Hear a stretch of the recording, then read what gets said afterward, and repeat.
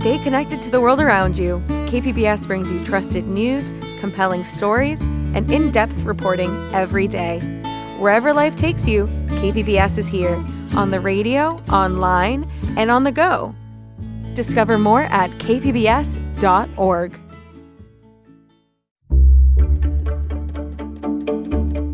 Good morning, I'm Tepe Cruz. It's Tuesday, July 15th. California sues over federal government withholding education funds. More on how that's impacting us here. But first, the headlines.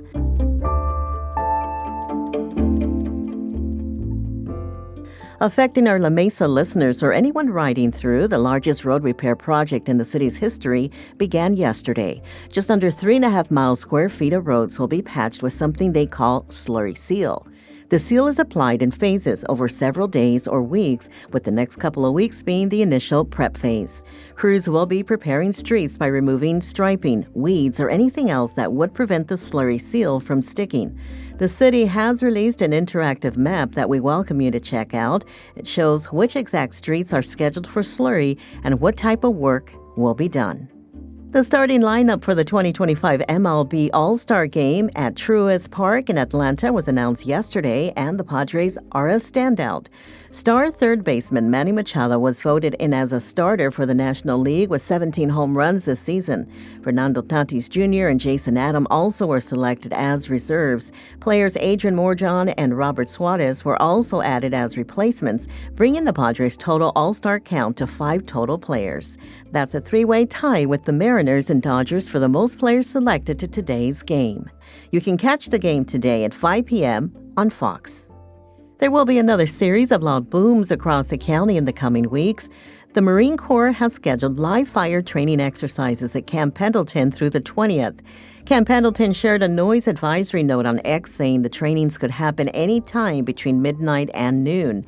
For anyone living in the nearby area, loud booms and rumbles are fairly common, so if you hear them, stay calm as you now know why they're happening.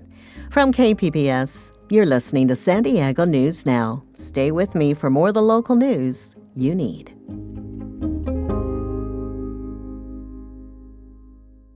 KPBS On Demand is supported by UC San Diego's Art Power, presenting composer Michael Giacchino in concert on July 22nd and in conversation with Pixar's Pete Docter on July 23rd at UC San Diego's Epstein Family Amphitheater. Tickets at artpower.ucsd.edu.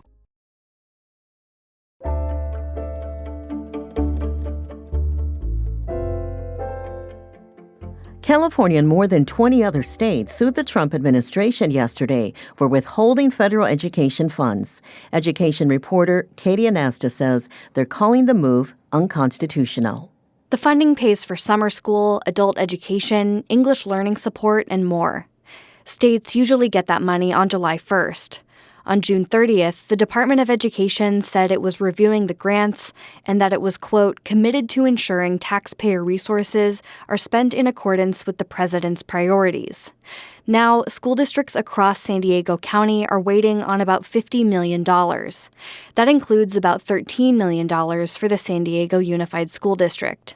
Board Vice President Richard Barrera says while his district can pull from funds allocated for later in the year, not every district has the ability to do that.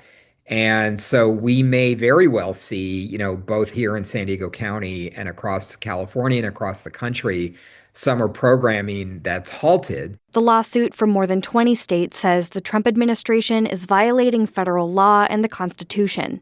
It says, quote, the Constitution does not empower the executive branch to unilaterally refuse to spend funds appropriated by Congress and enacted into law. The White House's Office of Management and Budget and the U.S. Department of Education have not responded to KPBS's questions. Katie Anastas, KPBS News.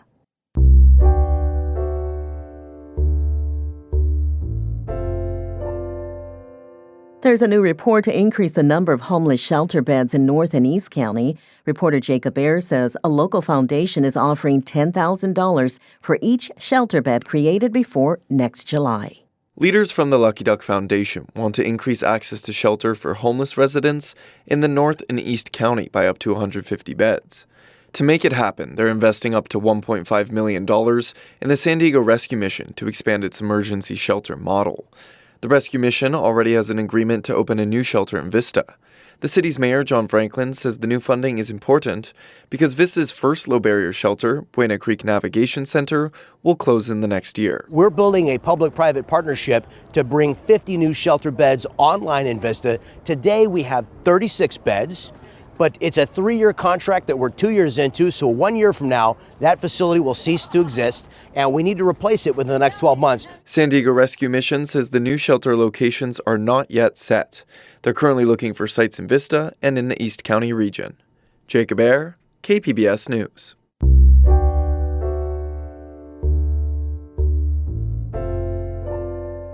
The San Diego City Council yesterday voted to seek the redevelopment of a dilapidated office building downtown. Metro reporter Angie Bowen says it's part of a much larger vision. The City Operations Building, or COB, was built in 1971. It's faced a host of issues over the past decade, including plumbing, HVAC, and elevator breakdowns.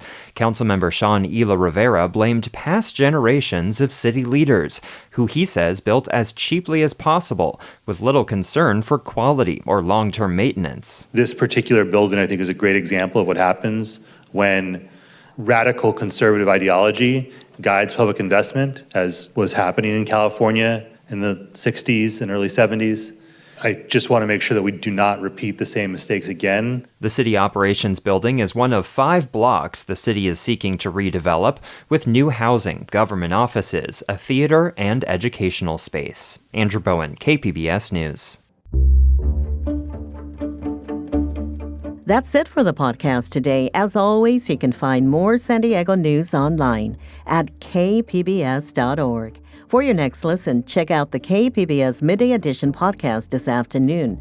They'll be talking about summer learning loss on today's show. I'm Debbie Cruz. Thanks for listening and have a great Tuesday.